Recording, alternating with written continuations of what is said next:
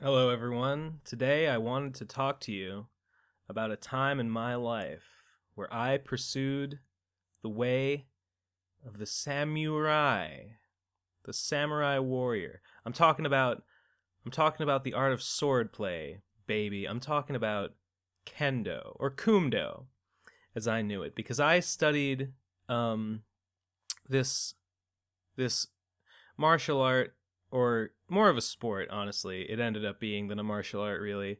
But I studied it under a Korean fellow named Isaac, or Isaac Sun Seng-yi, as I called him. Sun Seng-yi being, as I understand it, basically the Korean equivalent of sensei. So I, this was at college, right? I was at Drew University in uh, mm, 2006 to 2010. And when I was a freshman, I was looking for shit to do with myself, trying to figure out, what am I good at doing? What can I do? Trying to establish an identity, I guess, in hindsight, trying to figure out what kind of a dude am I. And one thing that I did know was that I was a big fucking nerd and a weeb, along with a bunch of the other guys that I knew on my floor. And this one friend of mine, Tom, who was kind of a wacky dude, but he was also a weeb like me. He came to me one day and was like, "Yo, Ben, you hear they're starting a kendo club. They're starting a fucking anime sword club, man." I don't think he phrased it like that, but that's what I heard. Anime sword club. Sign me up. So I said, "Oh shit." And we went to like a first meeting that he had heard about, and there was Isaac, who was a very short Korean man who was in pretty good shape, and he was pretty impressive because he demonstrated, him and his other friend who were there, starting this club up, another Korean guy, both of whom were seminary students because Drew had a seminary school attached to it that had a big Korean thing going on for some reason. It was theology students, seminary school, whatever. And that's what they were doing there. But they put on their big fucking fancy lacquerware armor, and they picked up their bamboo swords or shinai, and they just fucking went to town, like jumping around and running around and clack clack clacking each other and yelling "Man, man, man, kote!" like you do, and it was awesome. So of course I signed up for Kumdo Club, and the and so I starting off, I didn't have the armor. I didn't want to fully invest in the armor, so I just bought the shinai, which was like $10. And I would show up to class, and we would just practice like strike drills. Like you would just stand there with your legs just so front and back, knees bent, and your hands out, and kind of at waist or abdomen level, holding your sword pointed out as though you were pointing at your enemy's throat, more or less, so that they couldn't approach you, right? That was like the neutral stance, with your sword pointed right at your enemy so they can't directly approach you. And then you would basically do like a little stepping lunge forward and like whip your sword, like whip it up and back, and you would do it a little bit if you were going to hit their wrist, and then you would yell "Kote!" and then you would do it more and go higher and like extend your arms more if you were going to hit their head, and you were going to go "Man!"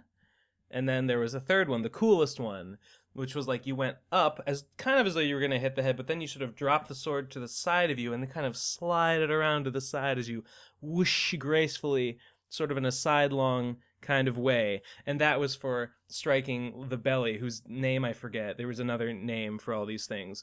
And you would step past them. Ideally, you would step past them and kind of crack and slice their belly open with your sword, and then you would extend your sword out in front of you and feel like a real cool gent, unless you happen to have fucked it up and they had like hit your wrist on your way through, and then you were the one who was a loser and not them. Also, the reason why we had to yell "man" and "kote" all the time was because, like I said, ultimately more of a sport than a martial art.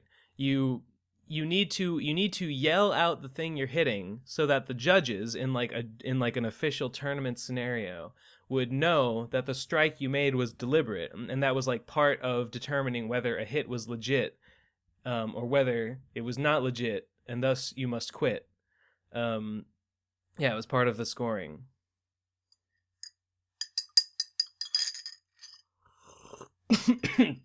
Ugh.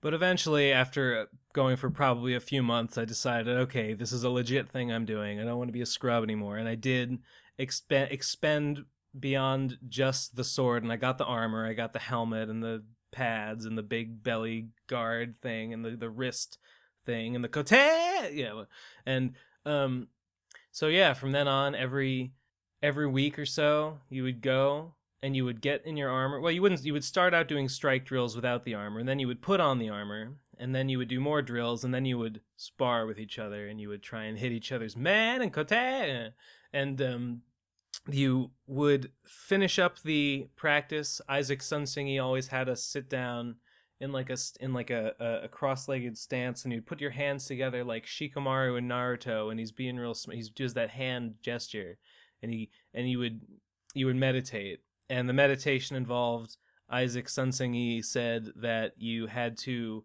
just empty your mind of all your thoughts, and you would be sitting there in like a fish in like an empty fish bowl. This is how I remember it, and no thoughts in there. And if a thought does come in and pop up in there, you just gotta like pluck it. You just gotta like pick it up and throw it away. Just like take it and just toss it, right? Just whip it out and get rid of it to keep the bowl of your mind totally empty. And we would sit there for like, I don't know, 5 or 10 minutes just with an empty mind, and then we'd get up and be like, "Oh, thanks for the lesson."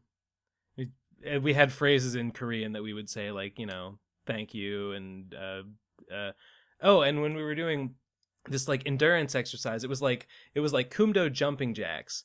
Like you would stand up and you would just kind of jump back and forth and jumping jack back and forth and whip your sword back and forth every jump. And you hut hut hut hut hut hut. You had to count in Korean. I can't remember how to count in Korean anymore, but you counted 1, 2, 3, 4, 5, 6, 7, 8, 9, 10. 1, 2, 3, 4, 5, 6, 7, 8, 9, 20. 1, 2, and usually we would do like maybe 100 at minimum, maybe a few more hundred if Isaac was feeling like pushing us a little harder. One time, I went to the gymnasium on my own time, and I busted out 1,000, and I was really proud of myself. Isaac had said that he had done, I think he said he had done like 10,000 one time as a kid, because he practiced this from when he was a kid, and I was like, whoa, no, I wasn't that legit, but I wanted to be cool, so I did do 1,000, and it was really hard, but I felt really good about myself, and I guess that was an accomplishment of sorts.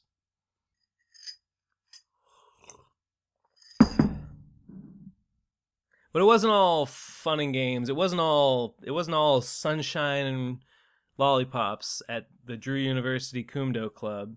We had very few members. I think there were only like that guy Tom that I went with. He did not stick around for very long. He had other things to do. Demanded his time.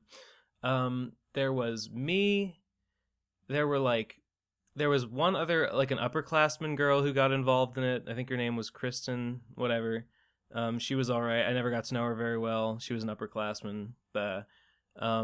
There was, I don't even remember. There was Isaac. There was his other Korean seminary student friend. There was Kristen. There was, I don't know, just like only a small spattering handful of people. Only a handful of people ever joined the Kumdo Club, because this was really sad, because we always wanted to be a legitimate club and get funding from the university and go to fucking tournaments and like compete in Kumdo competition, and we never fucking got it. We were never had enough membership. We never got enough signatures or whatever it takes to become legit. And I was very sad. I never got to compete in like an actual fucking combat scenario. I think I had big dreams. I had big ambitions of being like a real fucking Kumdo badass. I thought about how cool would it be if I could like develop my own techniques, like if I had like a signature strike or a signature stance or a signature style that like I could go to Kumdo clubs and people would see me, standing in some particular way, and some naive fool would be like, huh, what's he standing like that for? That's not proper. What's he striking like that? That's not a proper strike. And some seasoned veteran would be like, don't you know? That's Ben Saint's signature style. Not one man, woman, or child has survived it. And they'd say, oh my God, Oh my god. And probably I would give it a name. Probably I would give it a name like like like like the six winged seraphim slash, and it would be like six quick strikes in a row, and then probably I would execute it, and there would be blinding light, and like angel feathers would appear in like sort of a photo filter kind of effect over me, and probably my trench coat would billow out in an incredibly, in a just the most wonderful of ways. That's what would have happened if my fucking Kumdo Club had been legit, but we never did. God damn it.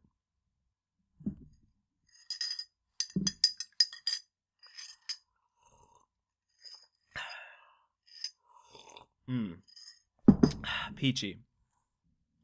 In being a Kumdo guy, I did discover an anime that was called Bamboo Blade, and it was about a kendo club of mostly girls, but not entirely, in a Japanese high school, and it was fine. I don't remember much about it except that one of the guys was really short and ugly, but he was also like highly competent at everything, and that one of the pretty girls in the team really liked him because he reminded her of his dead pet pangolin, which is nice. I like that, and I also like pangolins. So how I learned what a pangolin is.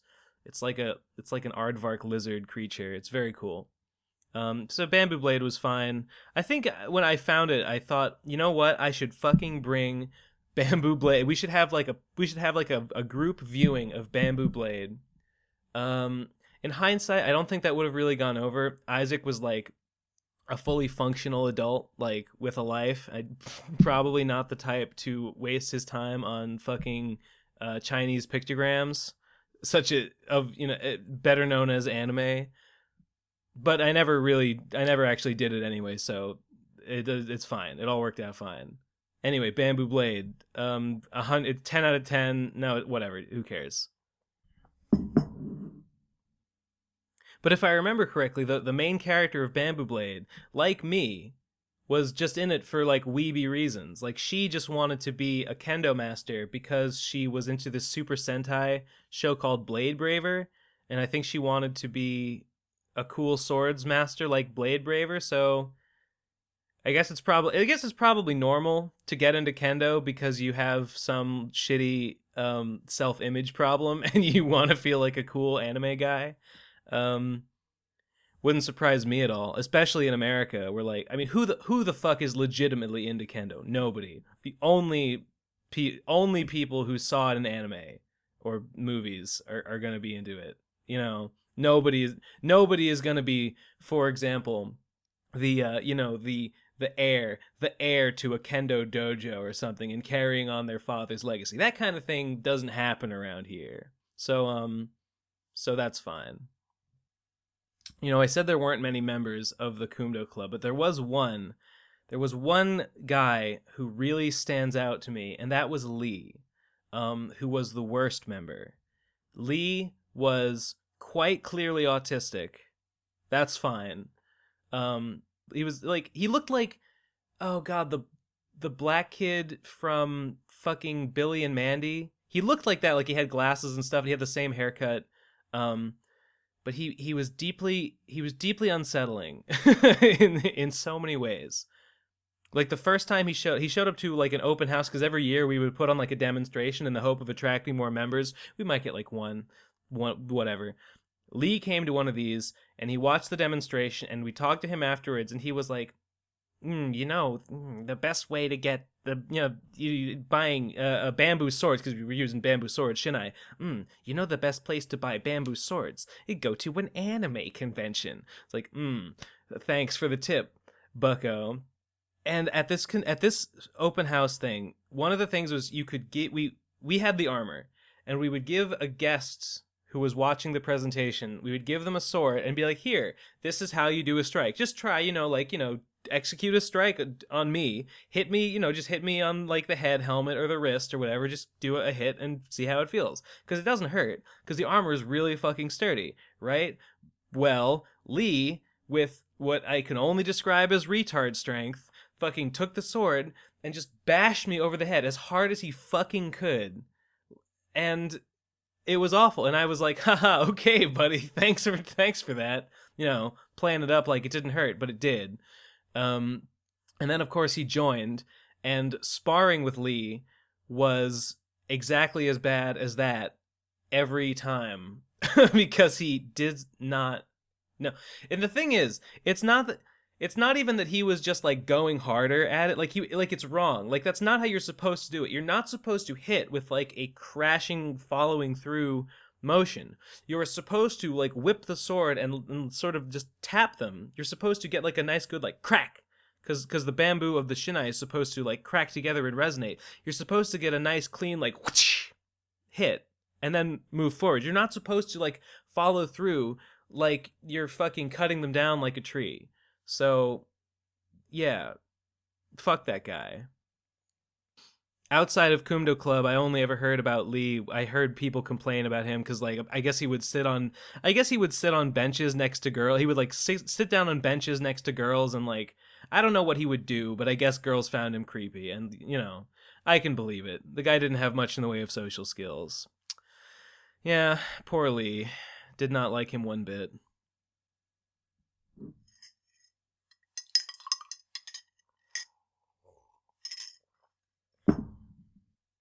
Isaac Sunsingy, like I said, he was a seminary student and a pretty smart guy. I got the impression. He we would talk about, so we didn't discuss life much outside of the club, but every once in a while we would talk about other stuff, like after we were meditating or whatever. We would, I don't know, I don't even remember. God, it was so long ago. But I remember that one time the subject of like literature or books came up, and I was talking about my favorite author at the time, which was Hermann Hesse. And I embarrassed myself, I felt, because he said that he had read Hermann Hesse. I think Damien was the book. And I was like surprised. I was like, "Oh wow, they translated into Korean." Not realizing that like the book, like Hesse is German. Like he wrote in German. So like I read the English translate. Like I was talking as though I had read the original edition, but no, I had read a translation just as surely as Isaac had. So whatever. Saying it now, it doesn't really sound like that big of a faux pas, but I felt pretty stupid. One time in like my junior year or something, I just shaved my head because why not? And I came to Kumdo Club, and Isaac was like, "Ah, you have some problem?" And I was like, "What are you talking about?" And I guess he had thought that, I guess in Korea, like people shave their head in protest or something, so he thought I was protesting something by doing this, but no, I was just like, live what do whatever you want, shave your head. Yeah, I just did it because I felt like it.